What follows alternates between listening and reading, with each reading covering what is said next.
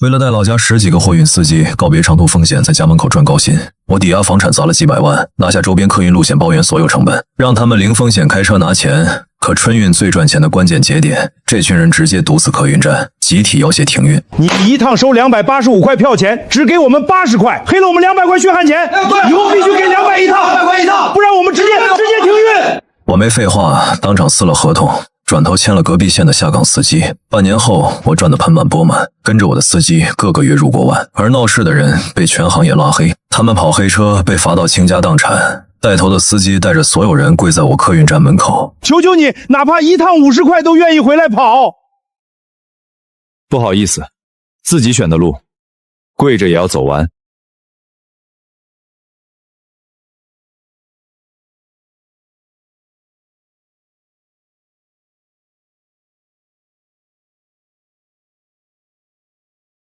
林老板，今天这车兄弟们开不了了。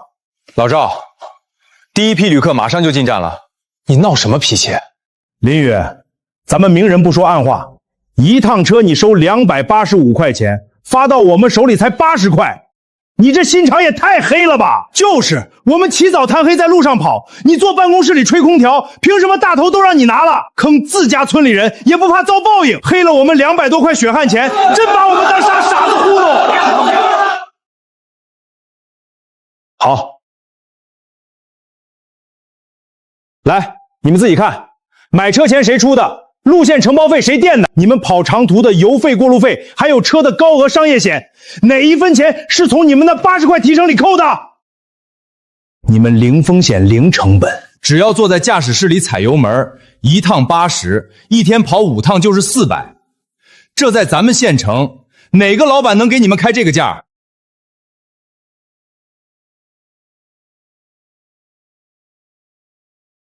少跟我扯这些没用的烂账！你就是个吸老乡血的黑心资本家，没有我们给你卖命，你这些破车就是一堆废铁！我告诉你林宇，今天这提成必须涨，一趟200块，少1分钱，我们今天集体停运。对，必须给200，必须给200！张强，那个上个月老婆生病住院，我借给他2万块钱救命的年轻司机，此刻也扯着嗓子喊：离了我们，你这客运站今天就得关门！赶紧痛快点把钱补上，别逼兄弟们翻脸！我看着满地的碎纸屑，又看着这群面目狰狞的同乡，浑身的寒意。我为了拉拔他们，扛着几百万的债务，每天只睡3个小时，他们却觉得我在吸他们的血。行，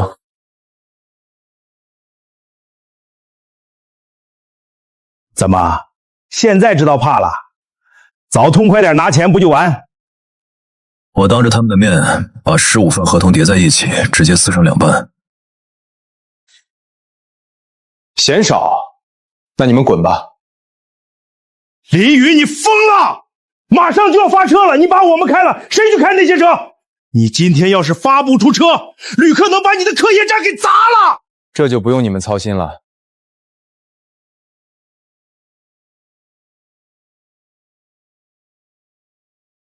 现在，立刻从我的办公室滚出去！好，你有种！兄弟们，咱们走！我倒要看看他今天怎么收场。等他客人站破产了，咱们就买2挂鞭炮来门口放。走，让他自己去开那10几辆车吧。办公室重新安静下来，我没有去管地上的狼藉，直接拨通了隔壁县下岗职工互助会的电话。王会长，我是林宇，我需要15个 A1 本的老司机，现在立刻马上到我的客运站，包吃包住，底薪8000，按趟提成，跑得好月入过万。林老板，你没开玩笑，我们这批下岗职工正愁找不到活干，有几个家里都揭不开锅了。没开玩笑，只要人品好、技术硬，我全要。我派2辆商务车去接你们，半小时能集合完毕吗？能，10分钟就能集合。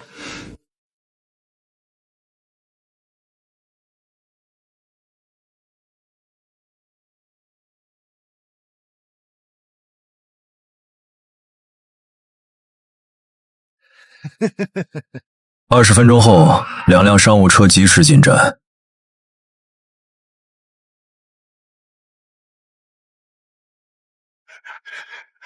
林老板，这大恩大德，我们这帮老股都记下了。王会长，客套话不多说，车况全是全新的，路线已经录入导航。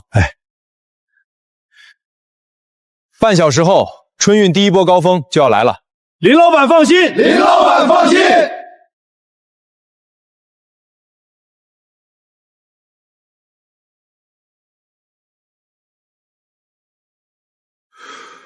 赵哥，这怎么回事？他哪来的司机啊？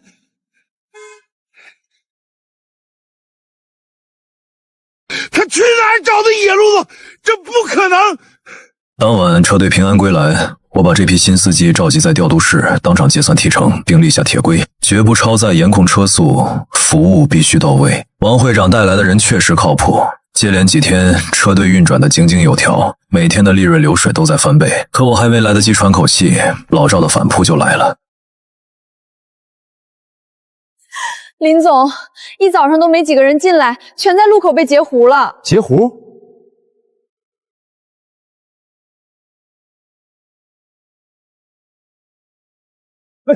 哎，你们干什么？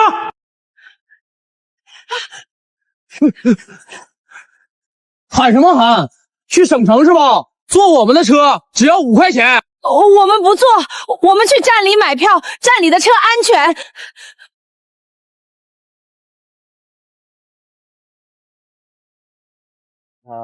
给脸不要脸了是不是？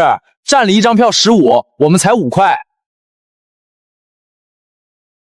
滚蛋！谁让你们在这儿抢人的？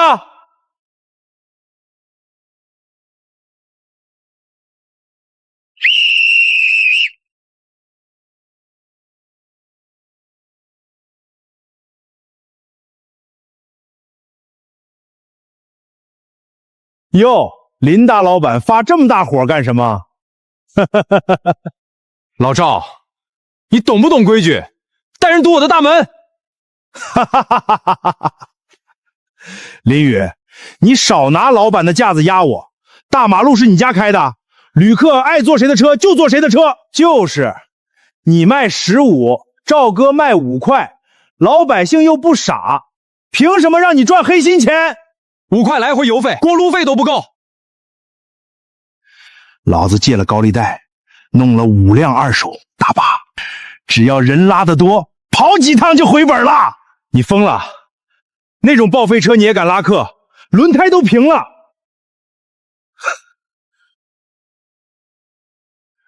春运高速上全是冰雪，出了事就是一车人的命。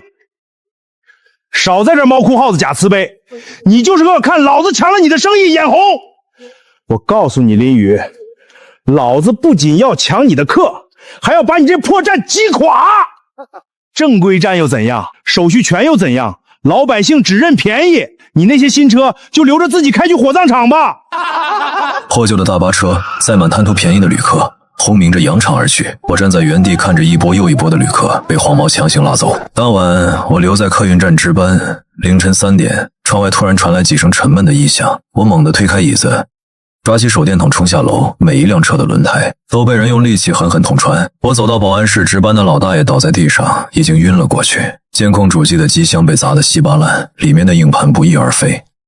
我报了警半小时后，警车停在院子里，2名警察勘察完现场，无奈地摇了摇头。林老板，监控没了，周围也没有目击证人，对方作案手法很熟练，显然是蓄谋已久的。这案子只能先立案，等后续调查。调查要多久？不好说。春运期间案子多，你还是先联系修理厂换胎吧，别耽误了白天的发车。我掏出手机拨通了修理厂的电话。老陈，带上60条大巴车的新轮胎，马上到我站里来。林总，大半夜的，60条新胎，这得10几万啊！马上送来，钱我明天一早转你。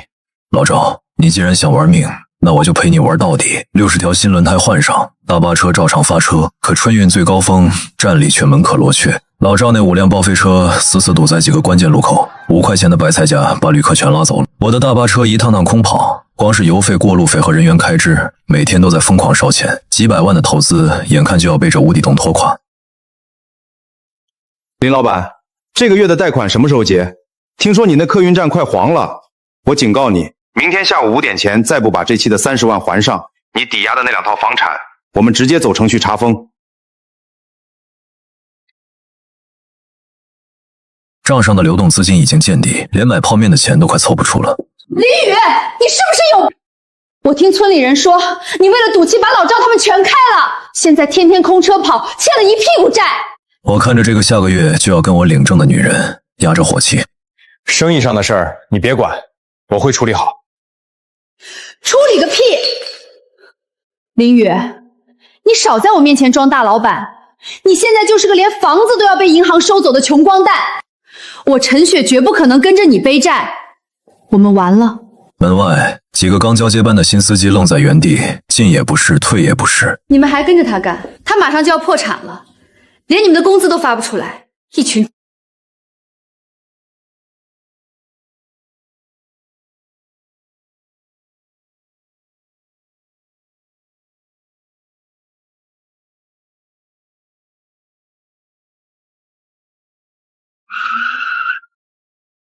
楼下传来一阵刺耳的哄笑，这可真是赔了夫人又折兵啊！林大老板，你的未婚妻跟人跑了，你不追上去看看？人家是富二代，你个穷还想跟人家比？一个快破产的倒霉蛋儿！赵哥，人家林老板可是有骨气的人，您可天天烧钱空跑，也不给咱们涨提成呢。骨气能当饭吃？林宇，老子今天在村里摆了10桌流水席，庆祝老子单干发大财。你要是饿得没饭吃，过来给老子磕个头，老子赏你一口剩饭。老赵，报废车拉客那是拿命在赌，你别高兴得太早。老子就赌了，老百姓就认5块钱的便宜，你能把我怎么着？明天老子再加2辆车，彻底把你这破站挤关门。那天下午，老赵真的在村口大摆流水席，锣鼓喧天，鞭炮齐鸣。老赵站在桌子上敬酒，大声吹嘘自己怎么把黑心资本家踩在脚下，怎么带领全村人发家致富。傍晚，我回到村里的老宅拿东西，刚走到巷子口，就听见一阵破旧发动机的轰鸣声。老赵亲自开着那辆排气管直冒黑烟的翻新大巴，横冲直撞的停在我家大门外，街坊邻居全被惊动了，指指点点的围在巷子两头看热闹。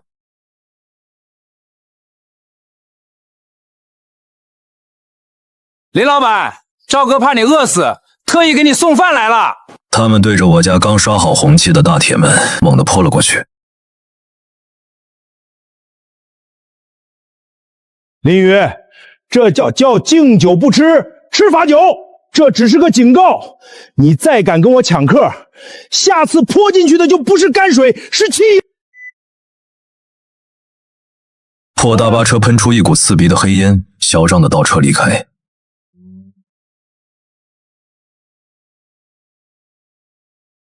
第二天一早，客运站调度室气氛压抑的让人喘不过气。15个下岗老司机围坐在桌前，谁也没有说话。王会长手里捏着排班表，手指微微发抖。林总外面都在传，说你资金链断了，连房子都要被收走，大家伙心里都没底儿。林总，我们都是指望这笔钱养家糊口的，要是站里真撑不下去，我们这帮老骨头……是啊，林总，我们跑了几天空车，老赵那边又天天来闹事。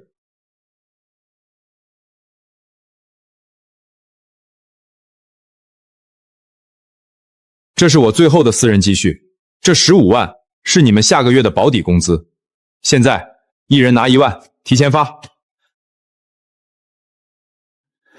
林总，这不合规矩，我们还没干满1个月。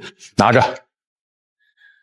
我林宇说出去的话，砸在地上就是一个坑。只要你们按规矩跑，绝不超载延康车速，工资1分都不会少。老赵那种报废车，春运冰雪路面出事是迟早的，我们要做的就是稳住阵脚，等他自取灭亡。林总仗义，兄弟们，咱们都是死过一回的人了，怕他个鸟！今天就算车上只有1个客，咱们也照样跑出正轨军的威风。对，跑！15个汉子大步走向发车区，这口恶气我不会白咽。老赵那种贪得无厌的，怎么可能做赔本买卖？不出3天，他的獠牙就露出来了。春运高峰期，老赵专挑前不着村后不着店的野路钻，他跟省道旁边的黑服务区勾结，把一车车赶着回家过年的农民工拉进去，直接锁死车门。下车，都给老子下车吃饭！下车！一份发酸发臭的白菜帮子盒饭，强卖60块。不买，不买就不准上车！有几个脾气倔的农民工不肯掏钱，老赵直接招呼几个黄毛，把人踹翻在地，拳打脚踢。大雪天，零下10几度，几个被打得鼻青脸肿的乘客，连人带行李被扔在荒郊野外。为了逃避运管所的追查，老赵这孙子阴毒到了极点，他弄了几副假车牌挂上，还在车身两侧赫然贴上了我们临时客运站的标志。当天晚上，同城短视频平台彻底炸了，一条名为临榆客运站草菅人命、黑心宰客的视频被人疯狂转发。临榆客运站不是人啊！收了钱，半路把我们赶下来，还打人。视频底下的评论区，短短半小时突破10万条，抵制黑心资本家，让他破产，这种吸血鬼就该枪毙，严查临榆。我明天就去砸了他的客运站，替天行道。老赵不仅自己花钱买水军，还联合了几个眼红我的竞争对手，疯狂推波助澜。第二天一早，灾难降临。黑心老板滚出来！售票大厅外围满了愤怒的网民和不明真相的群众。大家一起上，砸了这黑窝点！几个刚准备发车的新司机被堵在院子里，车窗玻璃被砖头砸出好几个大窟窿。王会长护着几个老兄弟退回调度室，气得浑身发抖。林总，这帮人疯了，咱们根本没跑那条线，凭什么往咱们头上扣屎埋子？我掏出手机报警，警车是来了，但根本控制不住群情激愤的场面。更致命的打击在下午。林宇，现在网上舆论已经失控，市里领导高度重视。从现在起，你的客运站全面停业自查，接受无限期调查。领导，那是不实信息，我们的车都有定位，全在正规路线上跑，根本没去过那个黑服务区。套牌不套牌，警方核实需要时间。现在老百姓只认你们的站名，你不关门，外面的人能把运河所的顶给掀了。马上停运。通知书贴在大门上，2条白色封条交叉封死了售票大厅。几百万的投资，60辆崭新的大巴全被死死安在停车场里，每天的车辆折旧、人员工资、银行利息，全成了催命符。大门外传来一阵刺耳的汽车喇叭声，老赵从那辆破大巴上跳下来，大摇大摆地挤进人群。哎呦呦，大家快看啊，黑心站关门大吉喽！10分钟后，我的微信弹出一张朋友圈截图。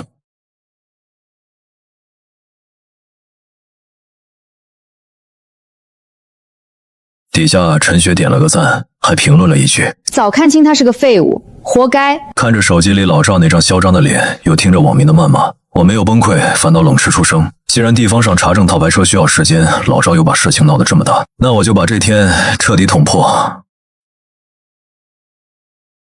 屏幕上是刚传输过来的5个 G 的高清视频原件。停业这2天，我根本没闲着，我花了2万块钱托人查到了那几个被赶下车的农民工的联系方式，连夜转过去10万块钱赔偿金外加路费。对方感恩戴德，把手机里所有没剪辑、没打码的视频全发给了我。这辆贴着临时客运站 logo 的大巴车，右侧保险杠有一处明显的凹陷，那是上个月老赵倒车时撞在石墩子上留下的。再看驾驶室，方向盘上那个洗得发白的红双洗皮套，整个县城找不出第2个，证据确凿。但这还不够，我要的是让他把牢底坐穿。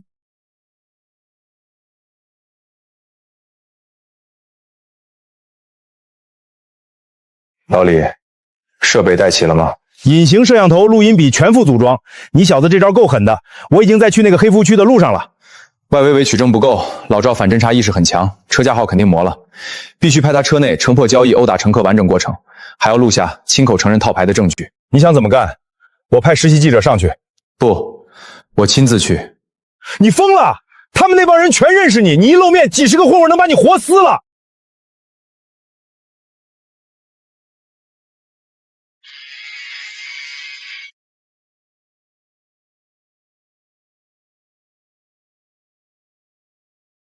下午2点，城南国道收费站路口，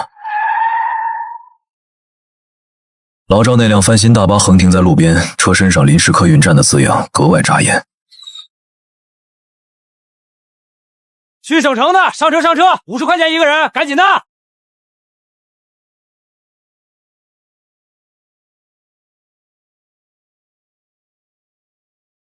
拿钱，50。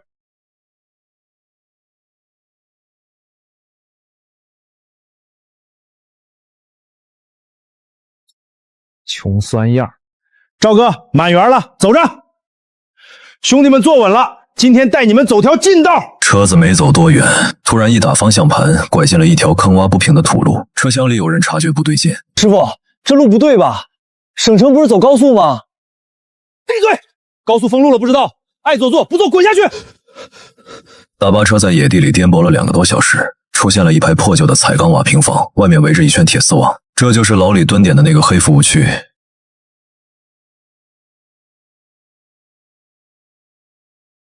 都下车！车子水箱漏了，得修2个小时。所有人去屋里吃饭。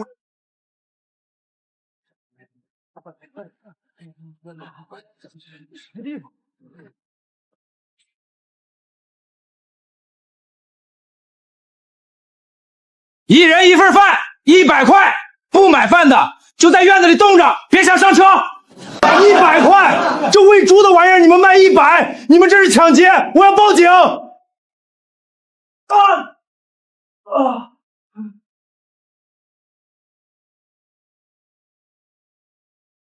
报警？你报一个试试！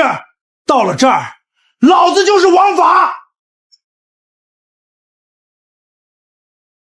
各位，看清楚外面车上的字没有？我们可是正规的林氏客运站。林老板说了，今年春运亏了钱，得从你们身上找补回来。乖乖掏钱，买个平安。谁要是敢闹事儿，今晚就让他睡雪地。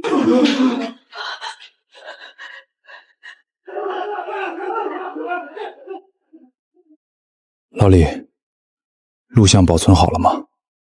全拍到了，这帮孙子死定了，我马上通知特警队收网。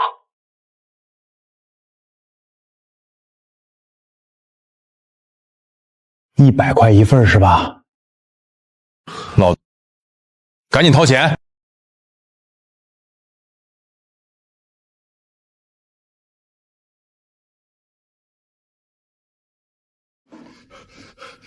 你找是不是啊？老赵，你这套牌车开的挺溜啊，连我这个正牌老板都差点被你骗了。林宇，你怎么在这儿？我不在这儿，怎么亲眼看着你们把牢底坐穿？里面的人听着，你们已经被包围了，放下武器。完了，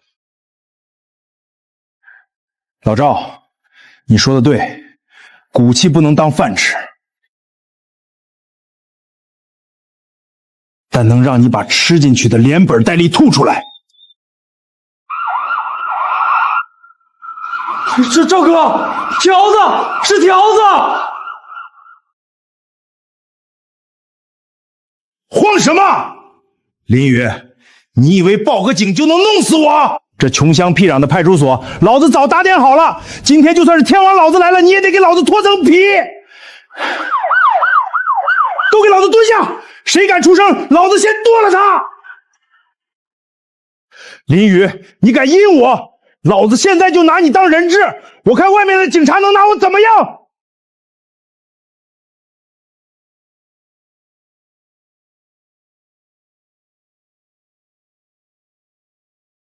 全部抱头蹲下，不许动！跑，快跑！站住！哎呦，疼！警察同志，误会，都是误会。林宇，干得漂亮！各位观众，这里是省台暗访组，我们现在所在的位置正是近日在网络上引起轩然大波的黑心出退站事件的真实案发现场。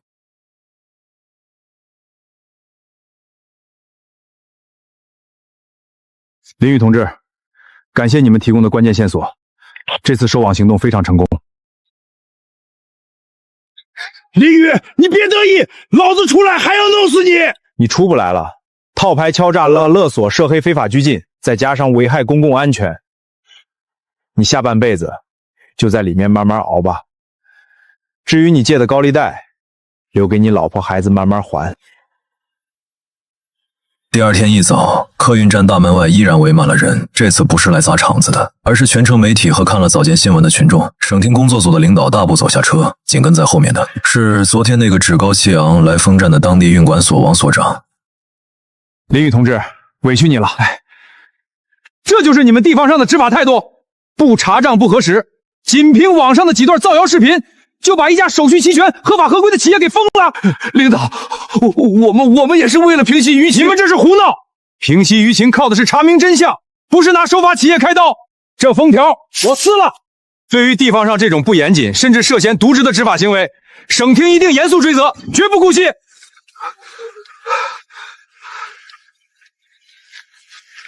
林老板，你们车队全换了高标准的新车，这次又协助警方破获了特大涉黑团伙案，省里决定把今年春运的斗底专线任务全部交给你来做。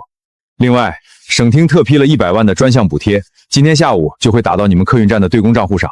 好好干，别让老百姓寒心。100万，这笔钱不仅能填平我所有的银行贷款，还能让客运站的流动资金彻底盘活。领导放心，只要我林宇在这一天，咱们站里的车就绝不涨1分钱，绝不超载1个人。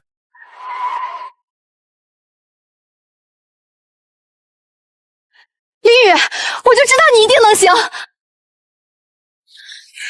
宇哥，之前是我不懂事，那个富二代根本就是个骗子，他连保时捷都是租来的。我们重新开始吧，好不好？下个月我们就去领证。滚！宇哥，保安，把无关人员清理出去，别耽误站里发车。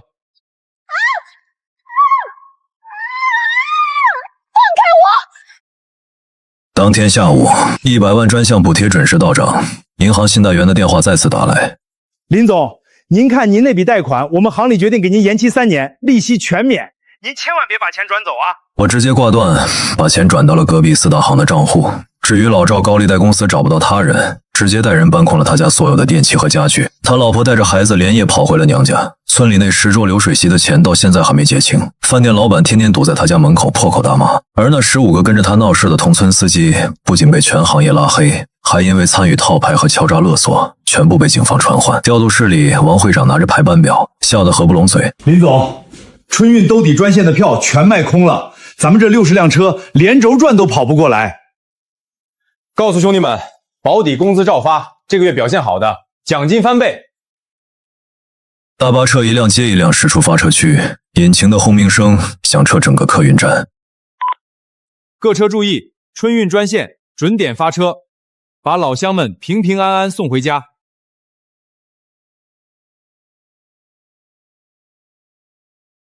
林总，这杯我们敬您，要不是您，我们这帮老骨头哪有今天的好日子？我那孙子上个月刚交了全款学区房的首付，全靠站里给的奖金。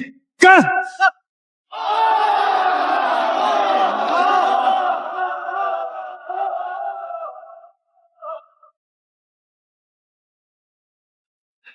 林总，外面出了点状况，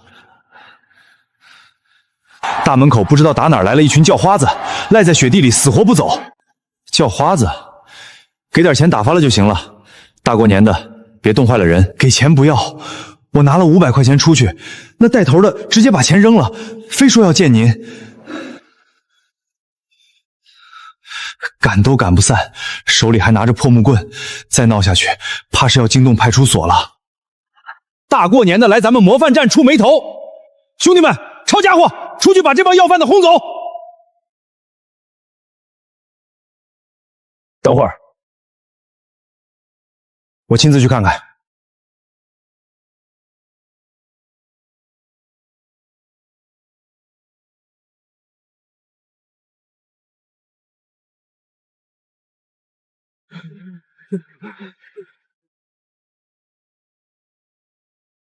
我停下脚步，这是老赵。1年前那个穿着貂皮大衣、戴着粗金项链、扬言要让我破产磕头的老赵，跪在他身后的是张强，还有那10几个曾经跟着他逼宫、撕毁合同的同村司机。林老板，林祖宗，我们错了，我们真的活不下去了。你不是在里面踩缝纫机吗？怎么，里面不管饭，跑出来讨饭了？我查出尿毒症晚期，里面怕我死在里头，给我办了保外就医。我刚出来，放高利贷的就找上门了。他们把我吊在废弃工厂里，拿铁棍生生敲断了我的腿啊！我老婆带着孩子跑了，连家里的锅都卖了。我没钱治病，我只能等死啊！张强也连滚带爬的凑上来。林哥，林总，您大人有大量，饶了我们这回吧！我们被全行业拉黑了，去工地搬砖，人家嫌我们有案的；去饭店洗碗，人家怕我们偷东西。我孩子发高烧40度，连买处方药的钱都没有啊！林老板，给我们条活路吧！我们真的知道错了。当初是我们猪油蒙了心，您拔根汗毛都比我们的腰粗，您就当可怜狗赏口饭吃吧。林宇，林老板，你站里现在60多辆车，肯定缺人手，让我们回来开车吧，我们保证当牛做马。以前一趟80我们嫌少，现在只要给50，不，30块钱一趟我也干，只要管顿饭就行，求求你了。30块一趟，老赵，你这条断腿还能踩得动刹车吗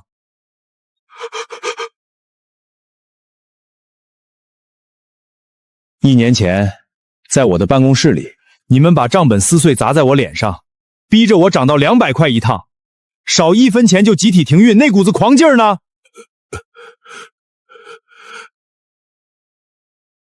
张强，你带着人抬着泔水桶，把烂菜叶和鱼骨头泼在我家大门上。你当时说那是给我提个醒，下次泼的就是汽油，你记不记得？林总，我该死，我不是人。你们搞报废车，弄假车牌，把农民工扔在零下10几度的荒郊野外。如果不是我提前报警，那5辆连刹车片都磨平的破车，早就带着满车的旅客冲下悬崖了。你们现在跪在这里求我，不是因为你们良心发现，知道错了，你们只是因为走投无路，被高利贷逼得活不下去了，才跑来我这里摇尾乞怜。你们的死活跟我有1毛钱关系吗？林宇，你真要赶尽杀绝吗？你现在这么有钱，你拉我们一把怎么了？你非要逼死我们才甘心吗？逼死你们的是你们自己的贪婪。当初掀桌子撕合同的时候，你们可不是这么说的。不好意思，自己选的路，跪着也要走完。林宇，林老板，林老板，老板，你不能走啊，林总，林总，林老板，你不能走啊，林总，救命啊！林总，你可来了，外面处理干净了吗？几条丧家之犬而已，不用理会。来，新的一年，大家吃好喝好。明天初1，咱们车队准点发车，继续拿全省第一。全省第一，全省第一，全省第一！大年初8，春运返程高峰，调度室的电话响个不停。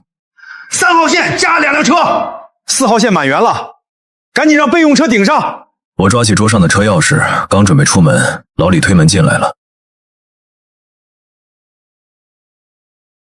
林宇，给你介绍个大主顾，省城瀚海集团的投资总监苏金。你就是林宇，那个把老赵送进去，靠兜底专线翻身的客运站老板。有何贵干？收购你的客运站，价格随便你开。瀚海集团准备拿下全市的城乡公交一体化项目，你的客运站是块好跳板。林老板，别急着拒绝，你现在手里只有60辆车，市里的项目需要至少200辆新能源大巴的体力，你吃不下。我吃不吃得下，那是我的事儿。苏总大老远跑来，喝口水就回吧。你这人怎么油盐不进？单打独斗走不远。瀚海有资金，有政府关系，你不跟我合作，我完全可以去隔壁县重启路教，到时候打起价格战，你扛得住几天？你可以试试。老赵也跟我打过价格战，他现在在里面踩缝纫机。瀚海集团要是想步他的后尘，我随时奉陪。你拿我跟那种地痞流氓比，手段不同，本质一样。你们只看重利润，根本不懂这条线上的老百姓需要什么。慢走，不送。林宇，咱们走着瞧。半个月后，市交通局招标会。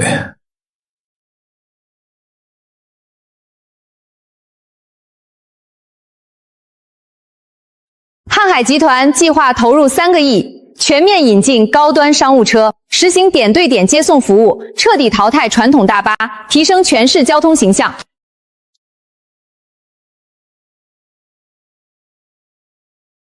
林宇，你那套老掉牙的大巴模式早就该被淘汰了。现在的旅客需要的是舒适和快捷。我没搭理他，直接把计划书投屏。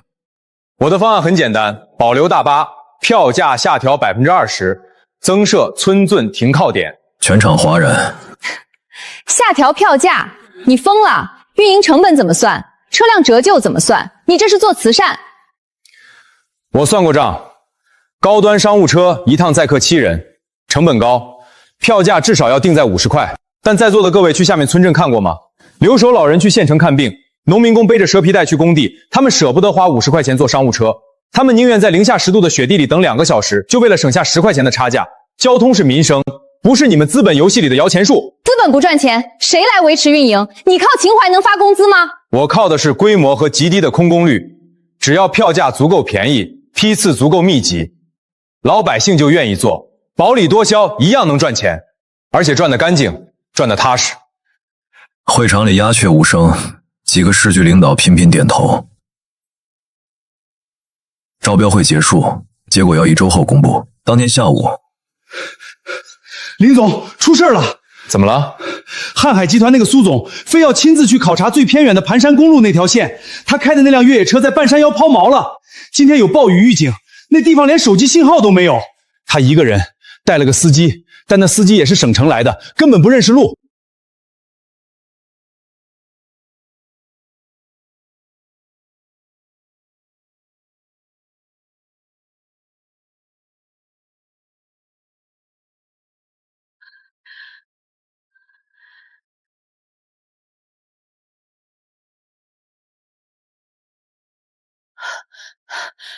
林宇，苏锦，上车！苏锦咬着牙拉开副驾驶的门坐了上来。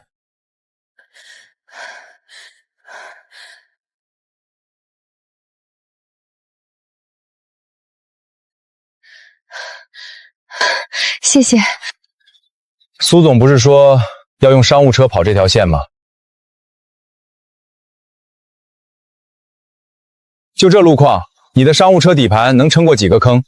你赢了，这条路商务车确实跑不了。我从小在省城长大，出门就是柏油路，我以为所有的路都一样。这世上多的是你没走过的路，资本那一套在这里水土不服。你到底是个什么样的人？你明明可以靠省里的专线赚大钱，为什么非要死磕这些不赚钱的村镇线路？因为我从这里走出去过，又走回来了。老赵那种人，为了钱可以把人扔在雪地里，我不想让村里人再遇到第二个老赵。苏锦没再说话，但车厢里的气氛变了，没有了之前的剑拔弩张。1周后，招标结果公布，市局折中，把项目一分为2，主干线交给了瀚海集团，村镇支线全部划给了我的客运站。我刚走出交通局大门，一辆保时捷停在我面前。上车。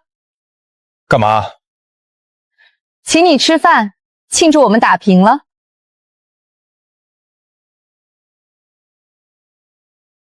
林宇，我跟总部申请过了，瀚海集团放弃单独运营主干线，我们想跟你合资。合资？你出人，出管理经验，瀚海出钱，出新能源车，支线用你的大巴，主干线用我们提供的新车，利润55分。苏总不怕亏钱了？我算过账了，你的薄利多销模式加上瀚海的资金补贴，完全可以把整个市的客运市场垄断，赚得干净，赚得踏实。我看着他那张明艳的脸，忍不住笑了。可以谈，只是谈谈。林宇，我这个人看上的东西就一定要得到，项目是，人也是。苏总，这算是表白吗？算投资，我压住你这个人，绝对是一只潜力股。我脾气不好，还固执。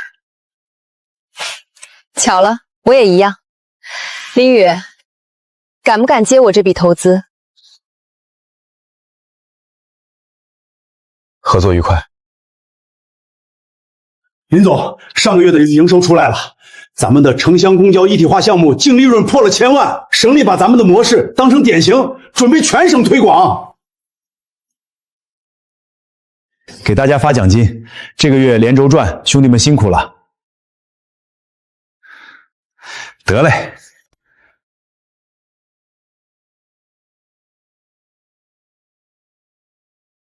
林董事长，该喝汤了。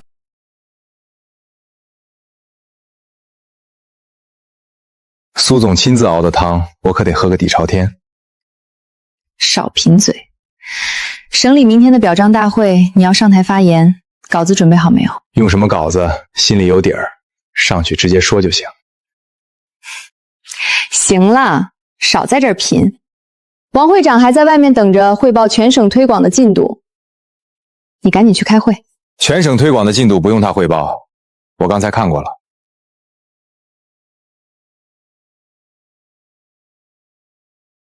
苏总，瀚海的资金已经翻了3倍，这笔投资你赚够了。现在敢不敢追加个终身期？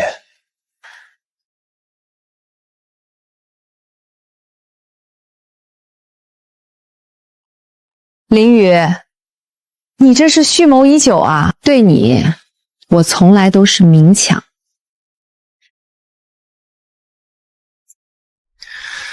明天表彰大会结束，民政局见。一言为定。第二天，省人民大会堂表彰大会结束得很快，我拿着全省交通运输先进客人的奖杯走下台。林总，刚才省厅领导放话了，咱们临时客运的模式，下个月直接作为省重点项目向全国推广。对，连隔壁几个省的交通局都打来电话，想派人过来学习，咱们的车队规模又要翻番了。老王，今天全公司放假半天，奖金翻倍，下午的事情全推了。林总，下午还有3个投资会的代表要见啊，您去哪儿？去办人生大事。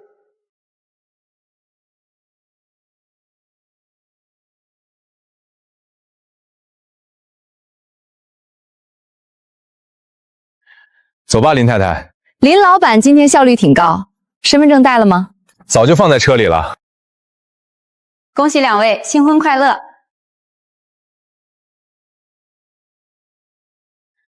谢谢。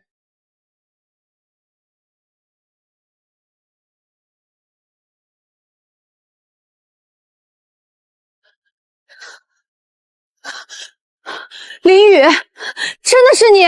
你有什么事儿？宇哥，我后悔了，你能不能帮帮我，让我回客人站个售票员也行啊？客人站早就不设人工售票了，全网扫码。那我干保洁、扫厕所也行。宇哥，看在咱们过去的情分上，我们之间没有情分。陈雪，你落到今天这个地步，是你自己贪慕虚荣选的路，别来脏了我的眼。林宇，我错了，我真的错了。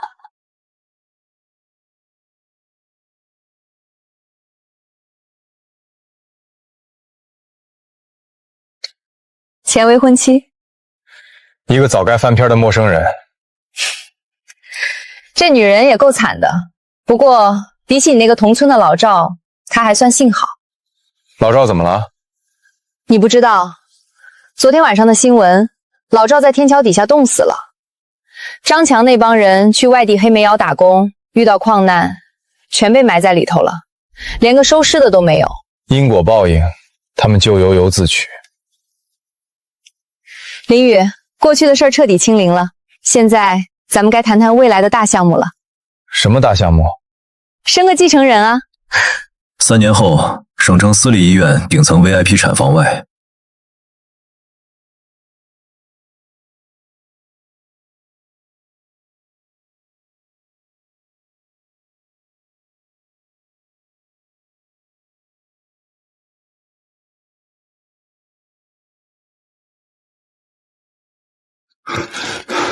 林总，生了吗？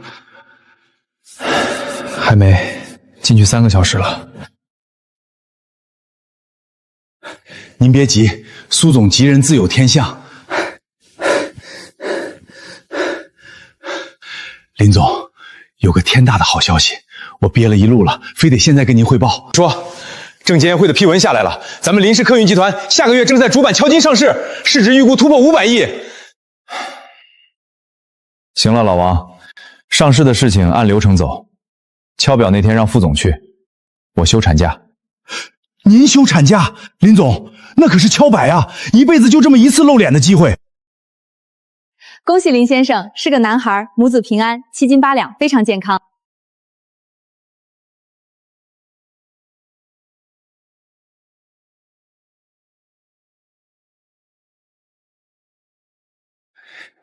辛苦了。林老板，这可是我这辈子做过风险最大的一笔投资，你打算怎么分红？林氏集团51%的股份全转到你名下，我给你打一辈子工。